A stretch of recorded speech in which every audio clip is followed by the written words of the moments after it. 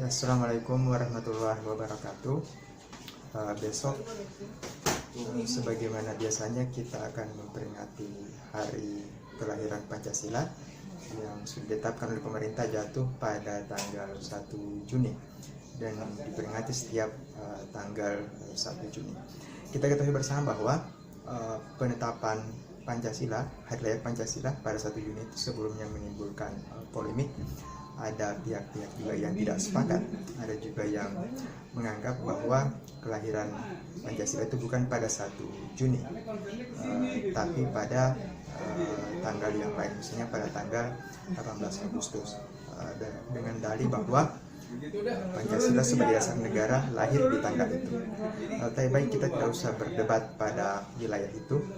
Namun pada kesempatan kali ini saya ingin lebih merefleksikan penerapan Pancasila dalam keseharian kita, dalam kehidupan kita sehari-hari.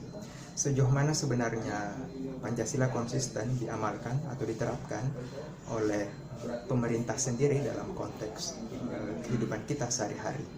Apakah pemerintah yang berada di level elit itu sudah konsisten mengamalkan Pancasila? Kenapa ini penting? Sebab kita ketahui bersama bahwa pengamalan Pancasila itu butuh teladan. Dalam konteks ini, pemerintah harus bertindak sebagai teladan dalam penerapan Pancasila. Mari kita lihat dalam realitas sehari-hari.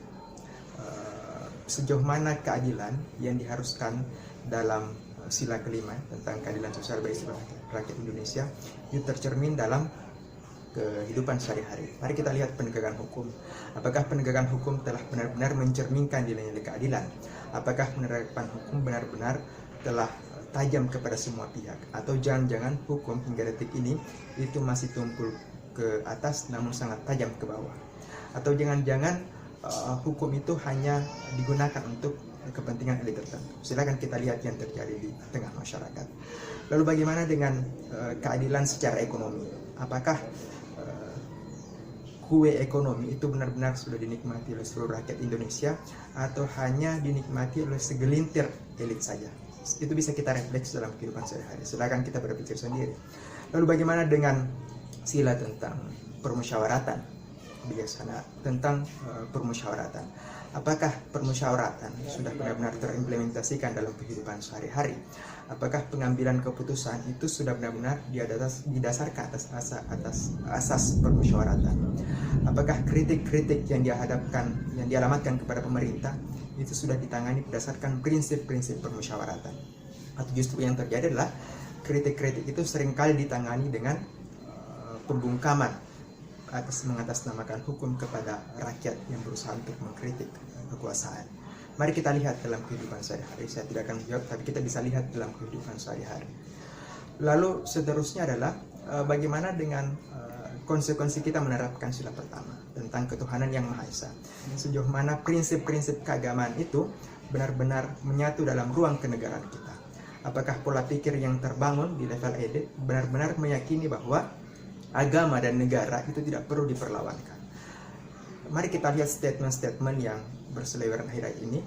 Ada kelompok-kelompok elit dari kekuasaan yang seolah-olah memperlawankan antara agama dengan negara itu sendiri. Ini merupakan sebuah contoh gagal paham dalam memahami bahwa agama dan kekuasaan atau agama dan negara itu adalah satu paket yang kemudian tidak bisa dipisahkan. Saya tidak ingin menyebut siapa itu orangnya, namun saya yakin Anda sudah tahu sendiri. Terakhir, sebagai sebuah bahan renungan, mari kita tidak sekedar menjadikan Pancasila sebagai sebuah semboyan saja.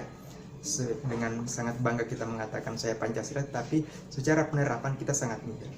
Mari kita konsisten untuk menerapkan Pancasila dalam semua ruang kenegaraan kita. Mari kita jadikan Pancasila benar-benar sebagai pondasi untuk memastikan terjadinya keadilan, benar-benar sebagai pondasi untuk memastikan terdistribusinya kesejahteraan. Mari kita amalkan itu, karena itu merupakan sebuah keharusan. Saya Zainal Abidin Riam, Koordinator Presidium Demokrasi Institute. Selamat Hari Lahir Pancasila. Wassalamualaikum warahmatullahi wabarakatuh.